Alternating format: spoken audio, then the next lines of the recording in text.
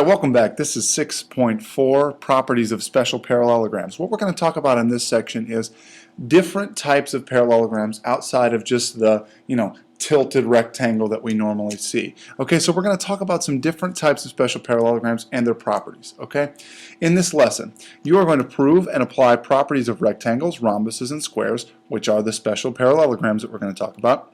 And you're also going to use the properties of those shapes, the rectangles, the rhombuses, and the squares to help you solve problems. Okay, so first, let's talk about a rectangle. A rectangle, by definition, we often think of this shape that has two short sides and two long sides, but the technical definition of a rectangle is just a shape, a parallelogram, with four right angles. So this is a quadrilateral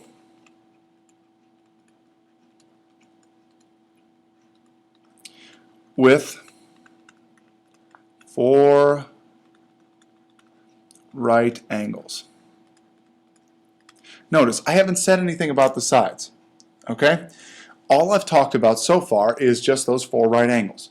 So rectangle, so rect meaning right, and angles, okay? So rectangle, right angle, okay? That's the definition of a rectangle. A quadrilateral, four sides, with four right angles. That's all it is. Okay, so this says nothing about two short sides, two long sides. That's going to come into play later, okay, when we talk about squares and rhombuses and things like that. So that's the definition of a rectangle. So what are the properties of that rectangle? Let's take a little look.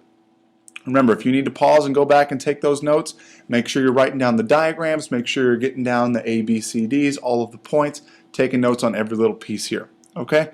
Two theorems that go along with the properties of rectangles. The first one, if a quadrilateral is a rectangle, then it's a parallelogram. Okay? This is a very simple conclusion that we can make. Why? Because look at what happens. Consecutive angles are 180. They're supplementary. 90 and 90 is 180. Okay? Also, opposite angles, they're also supplementary, but they're also congruent. Okay? So the conclusion that we can draw here is if rectangle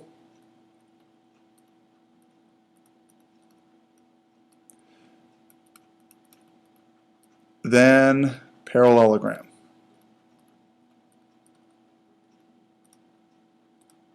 Okay, so if it's a rectangle, we can automatically assume that it is a parallelogram. Okay, rectangle means it's a parallelogram. Second theorem that goes along with this. If a parallelogram is a rectangle, then its diagonals are congruent. This is huge for us because if we can prove that these parallelograms have certain properties with their diagonals, it can help us distinguish what type that they are. Okay, and so what we're saying is here, if it's a rectangle, then we can say AC, the segment, is congruent to BD, the segment. Okay, so that's all we're saying here, is that these two diagonals are congruent. Now, that's not for all special right triangles. For all special parallelograms. That's for rectangles only. Okay? Let's see how we can use these properties to solve a problem, which was one of our objectives here for this lesson. Example 1, it's a craft application. If you've ever been to a church, it might have had some stained glass.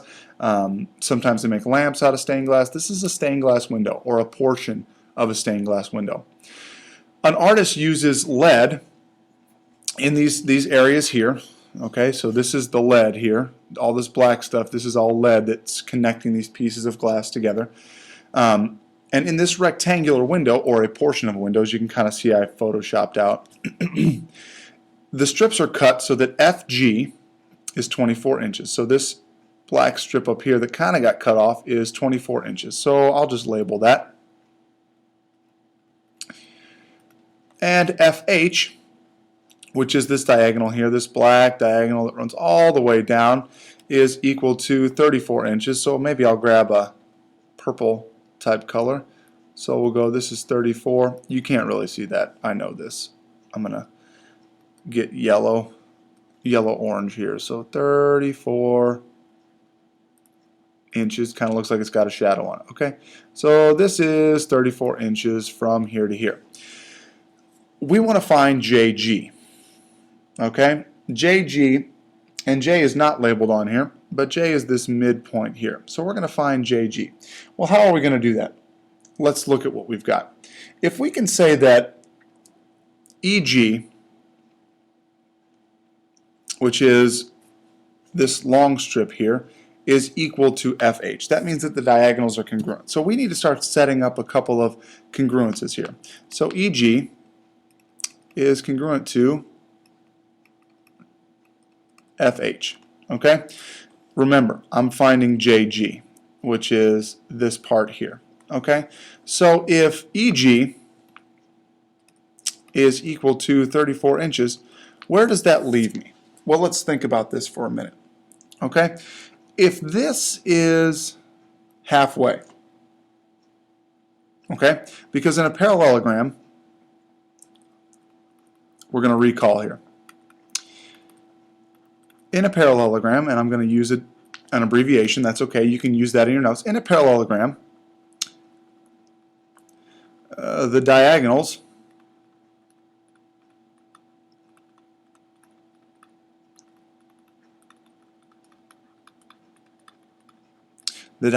bisect each other. Look at what this means for us. If we can figure out what the whole thing is, so if EG is 34 inches, we know that JG is 1/2 of EG. Do you see what's happening here? We know what the whole thing is, and using our properties that we know from our theorems, we can say it's half of it. It's bisected. What does this mean for us? If JG, I'm going to substitute right here, 1/2 of 34, look at what that means. That means it's equal to 17 inches. What have we got here? We've got 17 inches on the back side. I'm grabbing yellow. Okay? So JG, this is 17 inches here. Okay? That means this half is 17 inches as well. I know it's hard to see. Using the properties, using those theorems that we've learned all along, okay? And because, notice the word because, why is this happening? Because this rectangle is a parallelogram, the diagonals bisect one another, okay? Beautiful. Where are we at? All right, let's see. I'm moving this out of the way. We're moving right along. Remember, you can pause this, guys, and go back. The next part is about the rhombus. Maybe you've never heard of a rhombus before. A rhombus has a very simple definition, and some of you are going to think to yourself, well, that sounds like a square to me. Don't think that yet. Not yet. A rhombus is a quadrilateral, 4 sides, with 4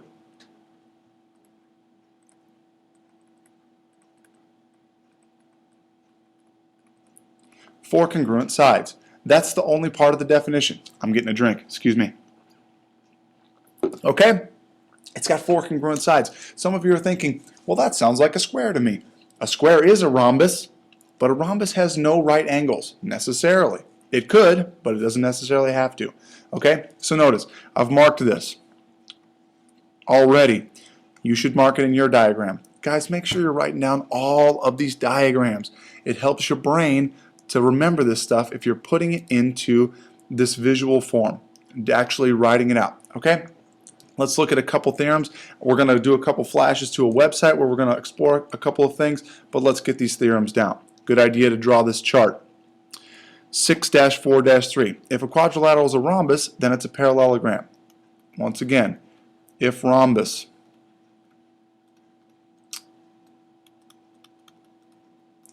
then parallelogram. Think about what that means.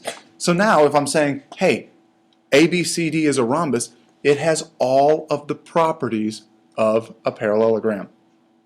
All of the properties of a parallelogram. So opposite angles, congruent. Consecutive angles, supplementary. All of these things apply now. It's beautiful because now that we can classify it, it's like saying I have this can of beans, and this can of beans is a vegetable. Well, now you can say, oh, It was once picked off of a vine. It must have these properties. It must be nutritious. It's a vegetable, okay? We're classifying it easily so that we can help ourselves out, okay? The next theorem, 6-4-4. If a parallelogram is a rhombus, then the diagonals are perpendicular. This is beautiful. Remember, perpendicular means the upside down T also intersects at 90 degrees. Okay, look how I've marked this. Vertical angles congruent. Okay, so we've got all of these are 90 degrees. So now I can say BD is perpendicular to AC. These are segments. Okay, this is good for us. Let's flash to a website. Okay, I'm going to cut away and we're going to come up on a website and we're going to do a little bit of an exploration. So here we go. Alright, so let's take a look at this 6-4-4 about what is actually going on. Theorem 6.4 says if a parallelogram is a rhombus, then its diagonals are perpendicular. Well, this is a rhombus here. Notice it's a rhombus because it has all of the sides are congruent as marked here. Okay, so this is a rhombus, and what this is going to say is I'm going to drag this around. And notice I'm changing this rhombus, right? Okay? Still a rhombus, all the sides the same length. Okay? The length of the sides is not changing. So whether it's really skinny or it's fatter or it sort of looks like a square maybe, still a rhombus. What I want you to focus on for 6-4-4 is this middle part here. Look, 90-degree angle. Does it change? Even though it's flashing, because this is a flash animation, okay? Still 90. Still 90. Look, everything else is changing. All these other angles are changing. The middle is not changing. So regardless of how I move this around, look, I'm going to even cross over myself here, okay? Notice this 90-degree angle is not changing. 90-degree angle is not changing, not changing, not changing, okay? So that's 6-4-4. All right, the next theorem is 6-4-5, okay? In this theorem, if a parallelogram is a rhombus, then the diagonal bisects a pair of opposite angles. What does this mean? I've color-coded these for you guys. So, BD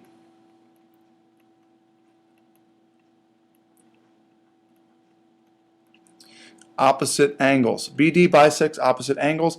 Also, AC bisects opposite angles. Okay? What does this mean? This means bisects, cuts in half. So, angle 1 congruent to angle 2. Angle 3 congruent to angle 4. Angle 5 congruent to angle 6. Imagine how they marked this. Angle 7 congruent to angle 8. Okay, guys, I'm not making this up. We're going to look at this. Check this out. I'm going to cut away to a website. Let's look at it. Here it is in motion. All right, so let's look at theorem 6-5-5.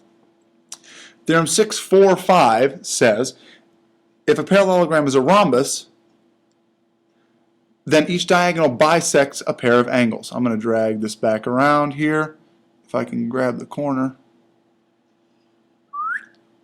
Okay, this angle goes in here. It's bisecting these angles. Look, 54.48, 54.48, all of these are the same. Now, if I move this just slightly and I elongate this, look at what happens. 33.2, 33.2, 33.2, 33.2. The angles are not changing. They're still bisected. Regardless of if this rhombus is skinny or it's fat or it's a square, look, it's the same. What if I drag point D? Point B. Look at what's happening here. Okay, look how wide they're getting.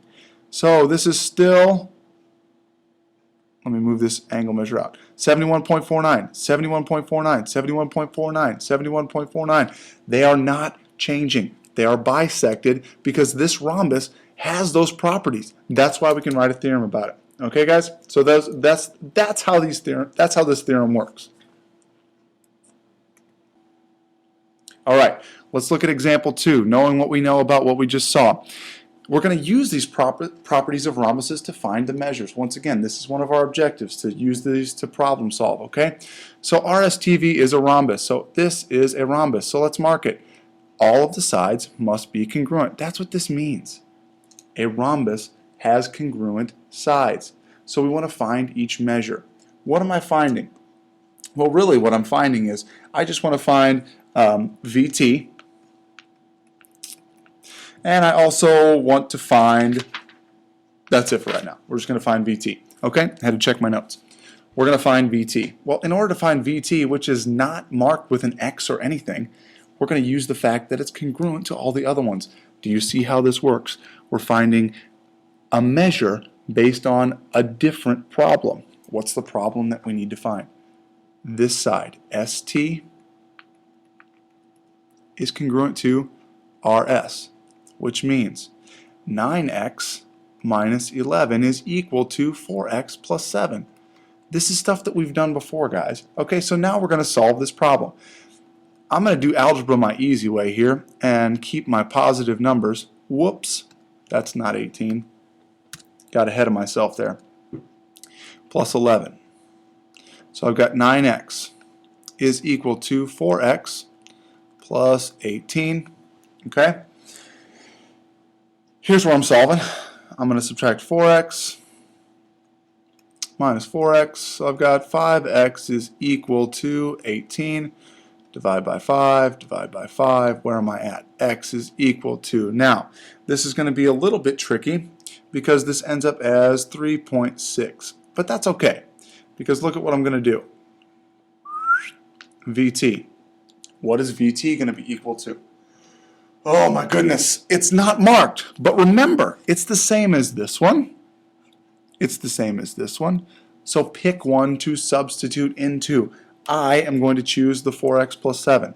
So this is 4x plus 7, which beautifully comes out to 4 times 3.6 plus 7. Now, if you can't do this in your head, go ahead and use your calculator. Well, you get down to 21.4. Okay? That's how it goes. We set two pieces that are congruent, equal to one another, solve for x, plug it back in. Okay? Here's one for you to try on your own. You can go ahead and pause it. That would be beautiful. Pause it, try it. Look back to the previous example, which you have written in your notes. I know you did because you were good. Okay? Look back on it, check it out, see what's up. I'm going to roll through the solution here presently. Okay? Once again, RSTV is a rhombus. Let's think about this for a minute. So that means if it's a rhombus, all sides are congruent. Think back though.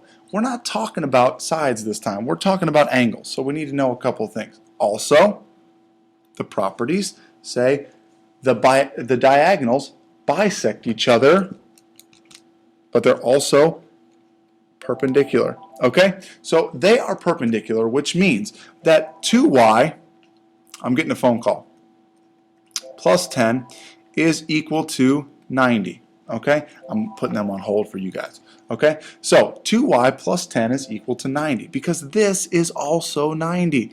Notice, I'm not using this yet. I'm not using this yet because that's what I want to find.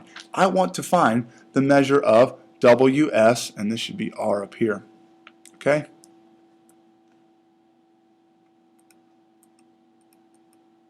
I want to find WSR. So I'm going to find this.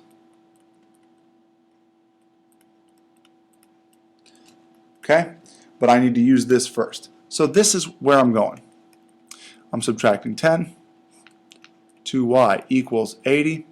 Y equals 40. Okay? So this is now going to be the measure of angle. WSR is equal to 40 plus 2 is equal to 42 degrees. Okay? This is good. This is very good. Because if it's 42 degrees, then we know that this one is also 42 degrees. Okay? It's beautiful. That's an unrelated problem. Last part. Notice at the bottom of your packet, you've got example 3. We're not going to do that one. We're going to look at that one tomorrow in class, okay? So keep this packet on hand. We're going to go through that in class tomorrow. A square. is another type of special right angle. Okay? And so when we look at this, we are going to, okay, and so let's talk about a square. This is the last of the special parallelograms. Okay? So a square, it is a rhombus.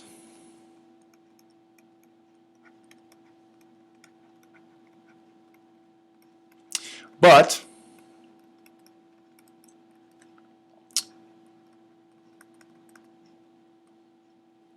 with 4 right angles. Okay? It's a rhombus with 4 right angles. It's beautiful. Because look, I don't have any theorems below here. And the reason why I don't have any theorems below here is because it is a rhombus. It just happens to have 4 right angles. Okay? So, we talked about rectangles, we talked about rhombuses, and we talked about squares. A square and a rhombus are the same thing. Okay? Square is a rhombus. Just happens to have 4 right angles. Okay? We need to know these properties. Good idea. Write these theorems out on your cards. Make sure you've got them written down, because they're going to come back and we're going to be able to use them to solve other problems. Hang on to this packet. Make sure, if you need to, go back and rewatch this video. It's a beautiful thing. And be sure you take the quiz online. All right? We'll see you guys next time.